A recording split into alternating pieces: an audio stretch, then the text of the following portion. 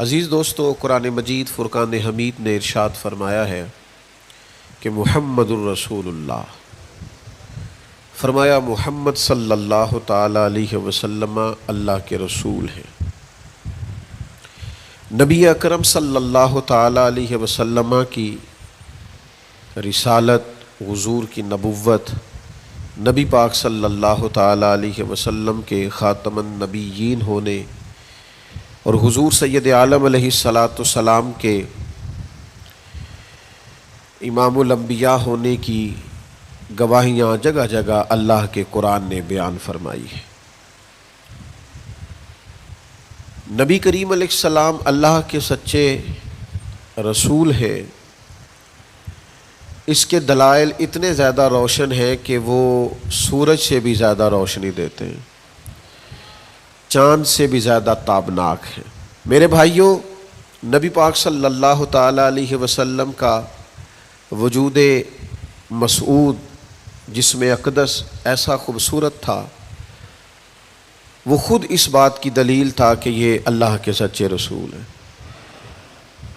ہمارے ہاں بہت سارے لوگ ہیں جو اکثر اس بات پر گفتگو کرتے ہیں کہ نبی پاک صلی اللہ تعالی علیہ وسلم کو اور تمام انبیاء کو اللہ تعالیٰ نے بشریت کا کالب عطا کیا، تو بھئی بالکل ٹھیک ہے۔ اعلیٰ حضرت رحمۃ اللہ علیہ نے لکھا ہے، حضور کی بشریت کا انکار کرنا تو کفر ہے۔ نبی پاک علیہ الصلوۃ والسلام بشر ہے، لیکن جب سے دیکھا ہے لباس سے بشری میں تمہیں، ہر فرشتے کی یہ خواہش ہے کہ وہ انسان ہو جائے۔ یعنی آپ اس بات پر ذرا غور فرمائیں، اندازہ کریں کہ حضرت انس بن مالک رضی اللہ تعالیٰ عنہ فرماتے، حضور کسی رستے سے گزر جاتے تھے نا، تو جو بعد میں آتا تھا اسے خوشبو اتنی آتی تھی کہ پتہ چل جاتا تھا یہاں سے اللہ کے رسول گزر کے گئے۔ حضور علیہ الصلوۃ والسلام کو جو اللہ تبارک و تعالیٰ نے حسن عطا فرمایا اور جو کمالات عطا کیے، آپ غور فرمائیں گے کہ حضور کے پسینہ مبارک سے خوشبو آیا کرتی۔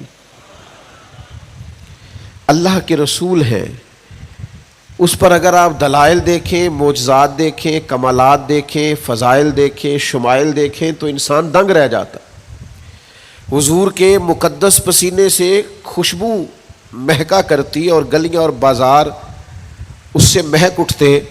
حضرت عتبہ رضی اللہ تعالیٰ عنہ صحابی ہیں، 4 بیویاں تھیں، وہ کہتی ہیں کہ ہم ایک سے ایک بڑھ کے خوشبو استعمال کرتی تھی، لیکن سمجھ نہیں آتی تھی کہ ہمارے شوہر کون سی خوشبو لگاتے ہیں۔ ہم باوجود کوشش کے، باوجود ہمت کے اور باوجود تجسس کے وہ خوشبو نہیں پاتی تھی۔ تو ایک دن ہم چاروں نے فیصلہ کیا کہ ان سے پوچھ ہی نہ لیں وہ کون سی خوشبو لگاتے ہیں۔ تو ہم نے پوچھا کہ بتائیے، تو کہنے لگے میں نے تو کبھی لگائی نہیں۔ تو ہم نے کہا بھئی آپ ایسے ہی تو دعویٰ نہ کیجئے، ہم نے پوری جد و جہد کر لی، اور پھر عورتوں کا چیزوں کو تلاش کرنا یہ تھوڑا انفرادی بھی ہوتا ہے، ہمیں وہ رنگ نہیں ملا خوشبو کا، وہ انداز جو آپ کا ہے۔ تو فرمانے لگے اصل بات یہ ہے کہ میرے کمر پر کچھ تکلیف ہو گئی تھی، کچھ ایسی چیزیں ابھر آئی تھی جو تکلیف کا باعث تھیں، تو میں پھر حاضر ہوا رسول پاک کی بارگاہ میں۔ تو نبی کریم علیہ السلام نے فرمایا کرتا ہٹائیے گا، تو میں نے کچھ کرتا ہٹایا تو کریم نے دست مبارک پھیرا، بس ظلمت کو ان کے نور نے کافور کر دیا، جس پر پڑی نظر اسے بھی نور کر دیا۔ تو محمد صلی اللہ تعالی علیہ وسلم اللہ کے رسول ہیں، اس پر اتنے دلائل ہیں، یہ اتنا آفتاب سے روشن مسئلہ کہ یعنی آپ شمار کرتے جائیں، آپ گنتے جائیں، آپ سیرت کو پڑھتے جائیں، آپ فضائل کو پڑھتے جائیں، کمالات کو پڑھتے جائیں، تو مرحوم اعظم چشتی کا ایک جملہ اتنا فٹ آتا ہے کہ یہ سارا مضمون اس میں سمٹ جاتا ہے۔ وہ کہتے ہیں تیری حیات پاک کا ہر لمحہ پیغمبر لگے، یعنی لمحہ لمحہ بتاتا ہے کہ آپ اللہ کے سچے رسول ہیں، ایک ایک گزرنے والی گھڑی بتاتی ہے کہ آپ اللہ کے سچے رسول ہیں۔ حضور کا مسکرانا بھی بتاتا ہے کہ سچے رسول ہیں، نبی پاک علیہ السلام کا دیکھنا بھی بتاتا ہے کہ حضور اللہ کے سچے رسول ہیں۔ حضور تو کسی پر جلال بھی کر دینا تو بھی پتہ چلتا ہے اللہ کے سچے رسول ہیں۔ یعنی حضور علیہ الصلوۃ والسلام کھانا تناول فرمائیں یا آرام فرمائیں. آپ ذرا یہ انوکھا پن ملاحظہ فرمائیے گا، یہ انداز ذرا دیکھیے گا. ایک صحابی نے آ کے عرض کی یا رسول اللہ صلی اللہ تعالیٰ علیہ وسلم میری بیٹی کی شادی ہے تو خوشبو کی بڑی ضرورت ہے، تو مہربانی فرمائیں کرم نوازی کریں. عرب شریف کے اندر خوشبو بڑی مہنگی ہوتی تھی، آج بھی وہاں خوشبو بڑی مہنگی ہے اور خوشبو کا استعمال بھی بہت زیادہ ہے. تو اس صحابی نے آ کے عرض کی یا رسول اللہ صلی اللہ تعالیٰ علیہ وسلم خوشبو مل جائے، میری بیٹی کی شادی ہے. تو حضور علیہ السلام نے فرمایا ایک لکڑی لے آؤ اور ایک بوتل ایک شیشی لے آؤ. وہ لے کے آئے تو محبوب نے نا لکڑی کے ساتھ اپنا پسینہ تیری حیات پاک کا ہر لمحہ پیمبر لگے، حضور نے وہ پسینہ مبارک اتار کے اس شیشی میں ڈال دیا. فرمایا جا جا کے استعمال کر، اللہ تبارک و تعالیٰ بہترین خوشبو عطا کرے گا. حضور علیہ الصلاۃ والسلام کا سارا وجود نور، یعنی ہمارے ہاں کسی آدمی کے منہ سے تھوک نکلے یا لعاب نکلے تو لوگ اس سے گھن محسوس کرتے ہیں، جگہ جگہ لکھا ہوتا ہے تھوکنا منع ہے. لیکن نبی کریم اگر لعاب دہن لگا دینا مولا علی کی آنکھوں پر تو شیر خدا فرماتے ہیں مجھے پہلے سے بھی زیادہ بہترین نظر آنا شروع ہو جاتا ہے.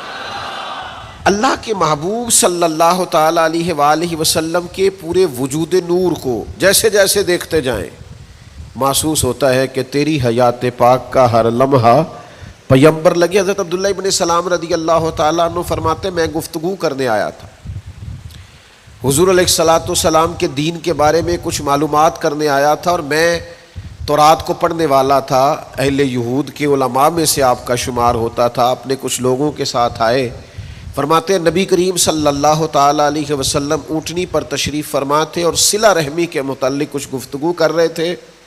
میں نے حضور کی گفتگو سنی. محبوب کا لباس مبارک مہنگا نہیں ہوتا تھا پر نہایت ہی اجلا ہوتا تھا، نہایت سادہ ہوتا تھا، نہایت باکمال ہوتا تھا. فرماتے میں نے اونٹ پر بیٹھے ہوئے محبوب کے لباس کا، بات کرنے کا، نفاست کا، ہاتھ اٹھانے کا وہ انداز دیکھا، اور جھکی جھکی نظریں اور معصوم لہجہ اور گفتگو میں سلاست اور روانی اور ٹھہرے ٹھہرے جملے اور لفظوں کا وہ ایک خوبصورت ردھم. فرماتے ہیں وہ سارے انداز میں نے دیکھے تو میں جو بات کرنے آیا تھا مجھے بھول ہی گئی. لباں تے موہراں لگیاں، بولن دی جاچ ہی بھول گئی، ایتھے زباناں تائیں کھولن دی جاچ بھول گئی. فرماتے ہیں میں کوئی بات ہی نہ کر سکا. جیسے ہی محبوب کے قریب گیا میں نے فوراً عرض کیا مجھے کلمہ پڑھا دے، میں مسلمان ہونا چاہتا ہوں. یہ آج جو لوگوں کی طبیعتیں الجھ سی گئی ہیں نا، آج یہ جو بے شمار باتیں، بے شمار گفتگو، سوشل میڈیا کا بے دریغ اور بے ہنگم استعمال اور ذہن کو ہر وقت تھکائے رکھنا اور طبیعت کو ہر وقت اوور تھنکنگ کرتے کرتے اپنے آپ کو پریشان کر دینا، یہ جو ساری بے چینی ہے، یہ جو سارا اضطراب ہے، یہ جو ساری ہماری طبیعتیں الجھ سی گئی ہیں. ہر آدمی کو دوسرا دشمن نظر آتا ہے اور ہر ایک کو دوسرا اپنا مخالف دکھائی دیتا ہے، اور معاشرے کے اندر بسنے والا ہر آدمی لالچی دکھائی دیتا ہے. محسوس ہوتا ہے سارے شہرت کے لیے لگے ہوئے ہیں، سارے اقتدار کی جنگ لڑ رہے ہیں.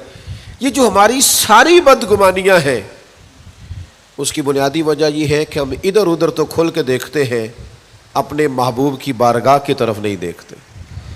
ہم جب حضور علیہ السلام کی پرکیف شخصیت کو دیکھیں گے، فضائل دیکھیں گے، کمالات دیکھیں گے، معجزات دیکھیں گے، نعت پاک کی طرف توجہ کریں گے، اخلاق عالیہ کو دیکھیں گے، حسن کردار کو دیکھیں گے.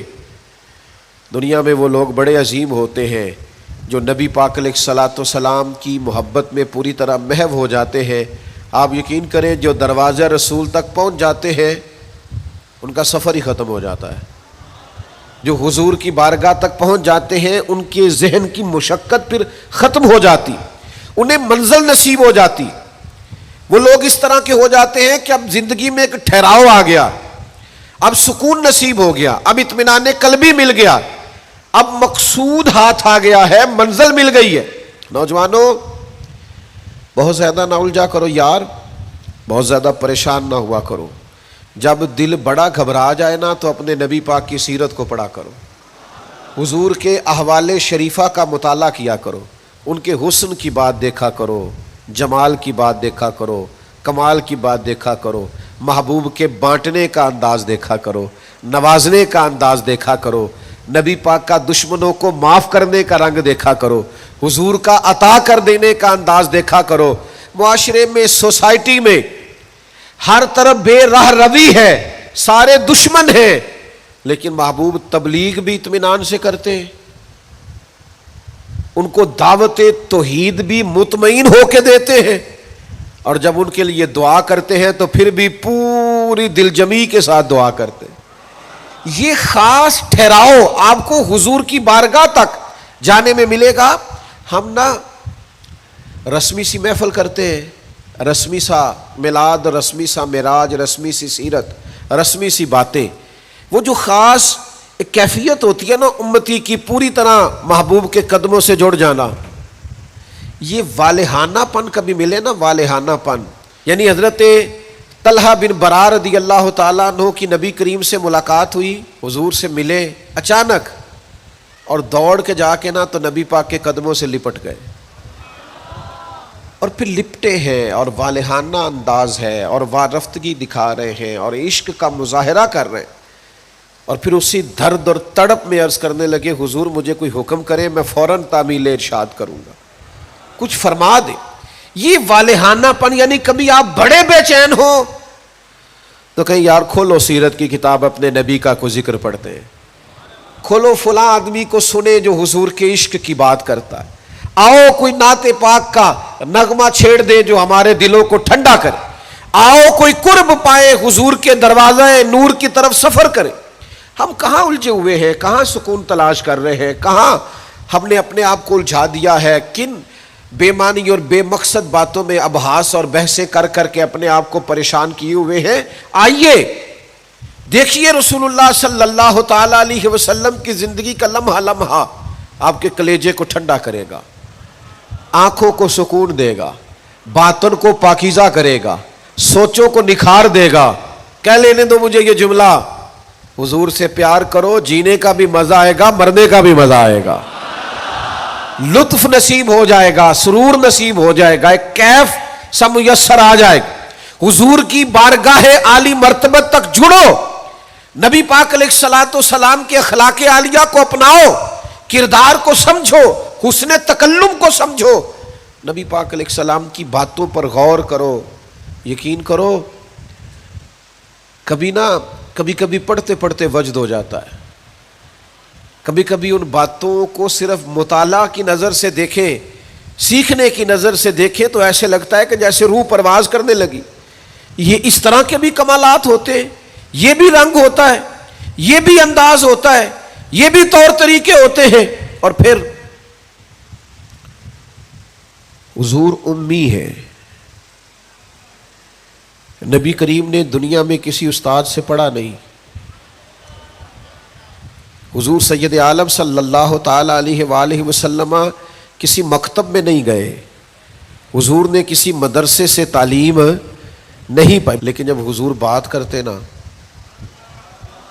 جب محبوب حکمت کے موتی رولتے نا، جب نبی پاک علیہ الصلوۃ والسلام کوئی کلام کرتے نا، آپ یقین کریں ایسا انوکھا پن، ایسا نرالا فیصلہ، ایسی حکمت اور دانائی سے بھری ہوئی بات، یعنی جو فلسفیوں سے کھل نہ سکی اور نکتہ وروں سے حل نہ ہوئی، وہ بات ایک طیبہ والے نے بتلا دی چند اشاروں سے۔ حضور دو چار اشارے کرتے اور عقدے کھل جاتے۔ ایسی دانائی والی بات، ایسی قیمتی بات، ایسی انوکھی بات محبوب بیان کرتے۔ حضرت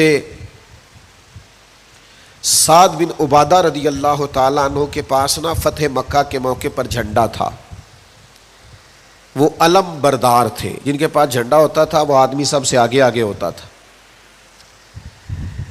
اب ایک وقت ایسا آیا کہ صورتحال اس طرح کی بن گئی کہ حضرت سعد بن عبادہ کو اس منصب سے ہٹایا جائے گا۔ بڑا مشکل فیصلہ ہے، انہوں نے کوئی ایسی معاذ اللہ غلطی بھی نہیں کی، لیکن حالات ایسے آ گئے ہیں کہ جناب سعد ابن عبادہ کو ہٹانا پڑے گا، ان سے جھنڈا لیا جائے گا۔ صحابہ بڑے پریشان ہیں کہ حساس آدمی ہے، ان کی خدمات بہت زیادہ ہیں، کس طرح ان کو ہٹائیں گے، کیا کریں گے؟ نبی کریم کی بارگاہ میں عرض گزار ہے، یا رسول اللہ کیسے ہٹائیں حضرت سعد ابن عبادہ کو؟ اور کیفیات اور حالات بھی ایسے ہیں کہ ہٹانا بھی پڑے گا۔ آج کل نا بہت سارے لوگ کام تو کرتے ہیں پر دانا نہیں ہوتے، جذباتی فیصلے، جذباتی باتیں، ایموشنل گفتگو، وقتی طور پر چیزوں کو بہتر کرنا، اور بس وقتی طور پر آج گزارا ہو کل دیکھی جائے گی، لیکن چیز کی گہرائی تک، اس کی اصل تک نہیں اترتے، اس کے سارے لوازمات کو نہیں دیکھتے، قبل از وقت منصوبہ بندی نہیں کرتے، ہمارا مزاج نہیں ہوتا، ہم ٹھہراؤ اپنی زندگی میں نہیں لاتے۔ نبی پاک چونکہ اللہ کے رسول ہیں، ہر لمحہ حضور کا پیغمبر لگتا ہے۔ اب حضرت سعد ابن عبادہ کو ہٹانا ہے اور ان کی جگہ کسی اور کو مقرر کرنا ہے، اور بندہ بھی بڑا حساس ہے اور بات بھی کوئی ایسی نہیں، تو کیا کرے؟ پتہ ہے نبی کریم علیہ السلام نے کیا کیا؟ حضور فرمانے لگے کوئی پریشانی نہیں، ہٹا دیتے سعد ابن عبادہ کو۔ حضور نے بلایا، فرمایا سعد میرا ارادہ بنا ہے کہ جھنڈا آپ سے لے لیا جائے۔ حضرت سعد ابن عبادہ نے ابھی گردن جھکائی تھی تو حضور فرمانے لگے میرا ارادہ ہے آپ سے لے کے آپ کے بیٹے کو دے دیا جائے۔ جو فلسفیوں سے کھل نہ سکا، جو نکتہ وروں سے حل نہ ہوا، وہ راز طیبہ والوں نے بتلا دیا چند اشاروں میں، اور تیرے آگے ہے یوں دبے لچے فصحاء عرب کے بڑے بڑے، کوئی جان منہ میں زبان نہیں بلکہ جسم میں جان نہیں۔ ایسا کمال فیصلہ، ایسا انوکھا فیصلہ۔ اچھا جس فیصلے سے وہ پریشان ہو سکتے تھے نا کہ مجھے ہٹایا جا رہا ہے، جب انہیں پتہ چلا نا کہ میری جگہ پہ میرا بیٹا آ رہا ہے، وہ اتنا خوش اپنے جھنڈا اٹھانے پہ نہیں تھے جتنا اپنے بیٹے کے جھنڈا اٹھانے پہ راضی ہو گئے۔ ان کی طبیعت مچل گئی۔ نبی پاک صلی اللہ تعالی علیہ وسلم کے پیغمبر ہونے پر، نبی ہونے، ایسے دلائل، ایسے کم، آپ جس زاویے سے دیکھیں ششدر رہ جائے گی، حیران رہ جائیں گے، پیار ہو جائے گا۔ کچھ ایسے مصنفین بھی گزرے ہیں معاذ اللہ ثم معاذ اللہ، جو مسلمان نہیں تھے، غیر تھے، کلمہ نہیں پڑھتے تھے، معاذ اللہ استغفر اللہ، نقل کفر نہ باشد، تنقید کی اینک لگا کے انہوں نے حضور کی سیرت کو پڑھا، لیکن اس نظر سے پڑھا پھر بھی مدینے والے کے غلام ہو گئے۔ یہ کہنے پر مجبور ہو گئے کہ نہ بھائی ایسا کوئی محبوب کہیں ہوگا نہ کہیں ہے، بیٹھا ہے چٹائی پہ مگر عرش نشیں ہے۔ نبی پاک علیہ السلام، پھر ایک اور بات، حضور امی ہے لیکن ایسی کمال بات کرتے، ایسا انفرادی فیصلہ کرتے کہ دنیا حیران رہ جاتی۔ پھر جو عظمت کردار ہے نا، بلندی یہ کردار، مجھ سے ناراض نہ ہوئیے گا، بہت سارے لوگ ہیں جو باتیں بڑی زبردست کرتے ہیں، گفتگو میں کوئی ان سے جیت نہیں سکتا،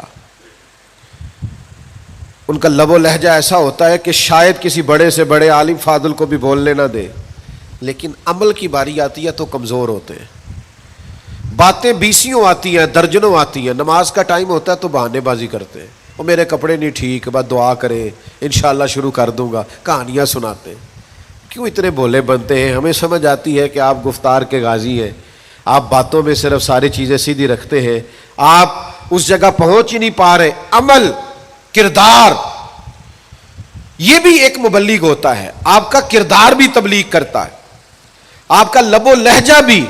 حضرت امام جعفر صادق رضی اللہ تعالیٰ عنہ سے ایک شخص نے کہا تھا میں دین کی تبلیغ کرنا چاہتا ہوں، مجھے بتایا کیا کروں؟ تو امام جعفر صادق رضی اللہ تعالیٰ عنہ فرمانے لگے دین کی تبلیغ کرنی ہے تو بڑا آسان نسخہ ہے، دین پہ عمل کرنا شروع کر دے، تبلیغ ہونی شروع ہو جائے گی۔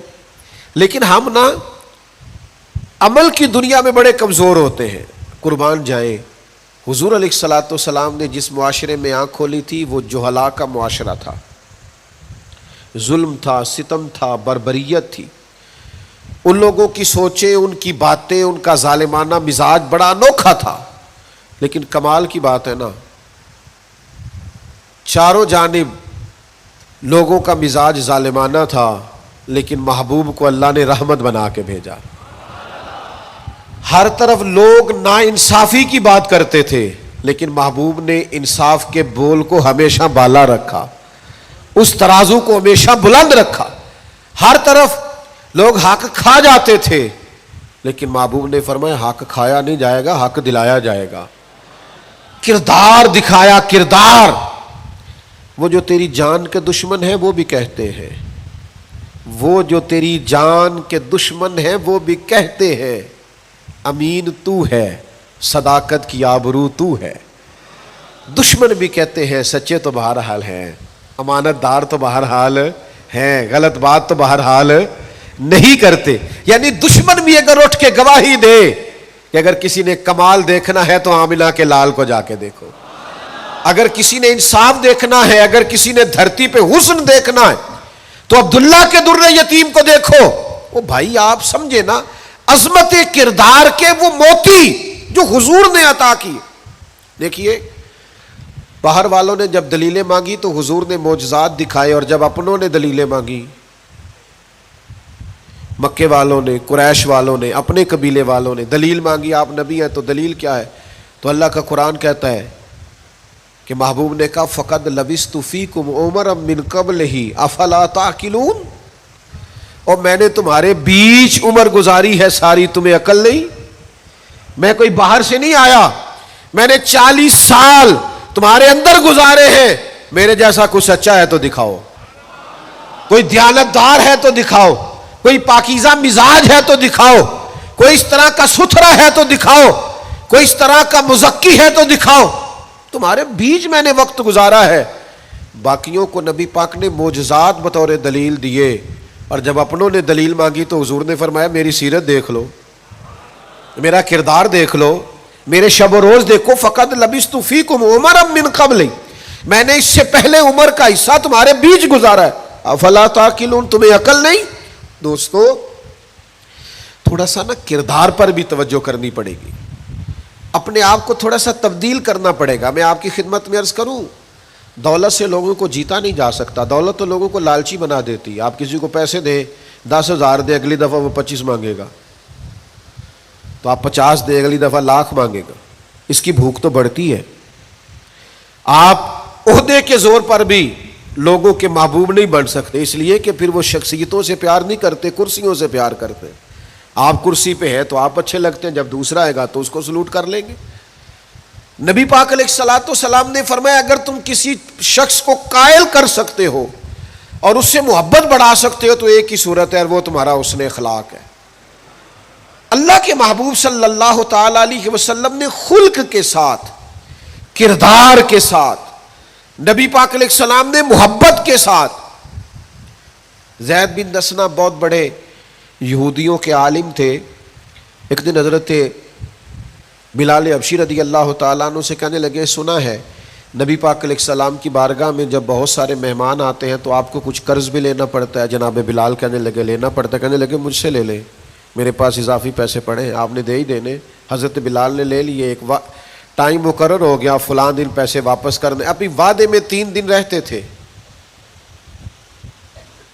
نبی پاک علیہ الصلوۃ والسلام مدینہ طیبہ کے چوک میں کھڑے ہیں، ساتھ حضرت عمر فاروق رضی اللہ تعالیٰ عنہ. یہ وہاں پہنچ گئے یہودیوں کے عالم، آ کے کہنے لگے وہ میری رقم واپس کریں. تو حضور نے فرمایا ابھی تو وعدے میں 3 دن رہتے ہیں. تو اس نے بڑے سخت جملے کہے. آپ کی توجہ ہے میری بات پر؟ سمجھ آ رہی ہے میری باتوں کی؟ چڑھانے والے اتنے خطرناک نہیں ہوتے جتنے چڑھ جانے والے خطرناک ہوتے ہیں. اتنی جلدی کسی کی باتوں سے چڑھا نہ کرے. یعنی ہر ایک کوئی دشمن بنا لیتے ہو، جس کا سٹیٹس ہی نہیں آپ کے ساتھ کھڑے ہونے کا اسے بھی دشمن بنا. اور دعا کرو کہ دشمن بھی خاندانی ہو. ہر ایک کوئی دشمن مان لیتے ہو، اس سے بھی میرا اختلاف ہے، یہ بھی مجھ سے حسد کرتا ہو. چھوڑے یار، آپ کا کوئی سٹیٹس ہی نہیں ہے، سب کے ساتھ آپ کا مقابلہ شروع ہو جاتا ہے. کہیں روکے تو صحیح.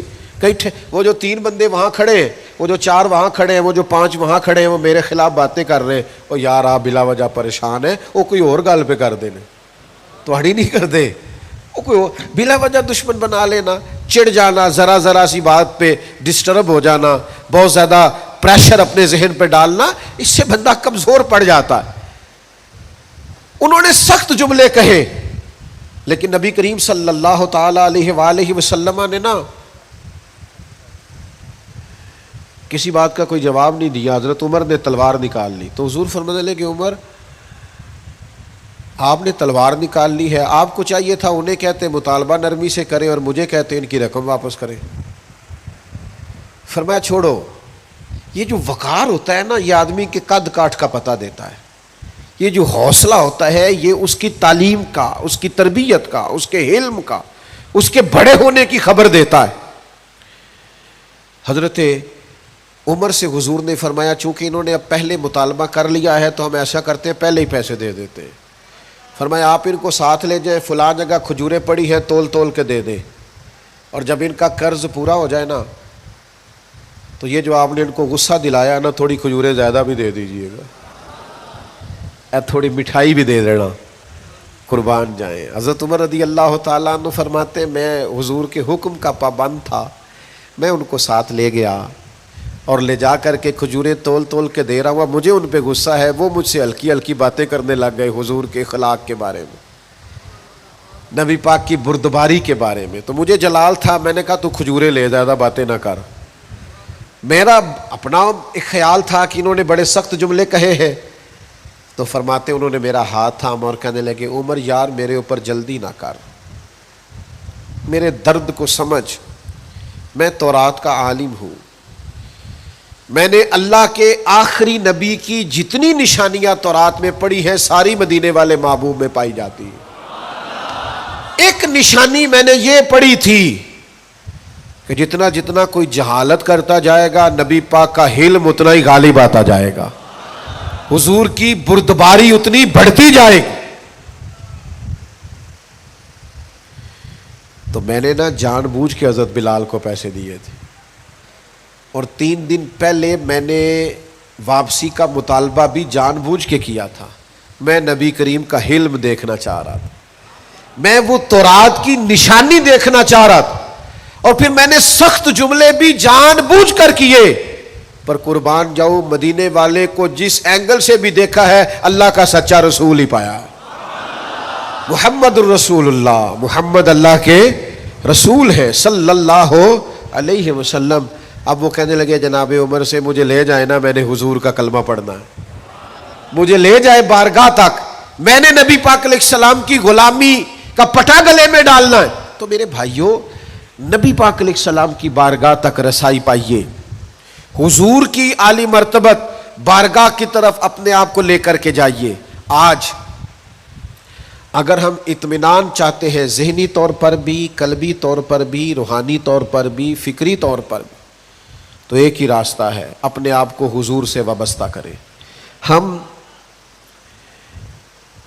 جس طرح کی آزمائشوں کا دن رات شکار ہے، اور جس طرح سے ہمیں نئی نسل الجھی ہوئی، بے چین، بے قرار اور مضطرب نظر آتی، اس کا کوئی اور حل نہیں ہے، اس کا ایک ہی حل ہے کہ مرنے کی طرف دیکھ، نہ جینے کی طرف دیکھ، جب چوٹ لگے دل پہ تو مدینے کی طرف دیکھ۔ اپنا تعلق حضور سے جوڑیے، اپنا رشتہ نبی کریم سے جوڑیے۔ میں آپ کی خدمت میں عرض کروں گا وقت نکال کے درود پاک پڑھا کریں، وقت نکال کے حضور کی سیرت کا مطالعہ کیا کریں، ٹائم نکال کر کے نبی پاک صلی اللہ علیہ وسلم کی نعت شریف کو پڑھا کریں، وقت نکال کر کے حضور کی بارگاہ کی طرف بڑھا کریں۔ جب تک ہم یہ سارے کام نہیں کریں گے اطمینان نہیں پائیں گے، اور پھر جیسے جیسے حضور کو پڑھو گے، نبی پاک کو سنو گے، دین کی صداقت سمجھ میں آئے گی، آپ کو سمجھ لگے گی کہ آپ اس دین کے ماننے والے ہیں جو سب دینوں پر غالب بھی ہے، سب سے سچا بھی ہے، سب سے کھرا بھی ہے، اور سب سے زیادہ نکھرا ہوا بھی ہے۔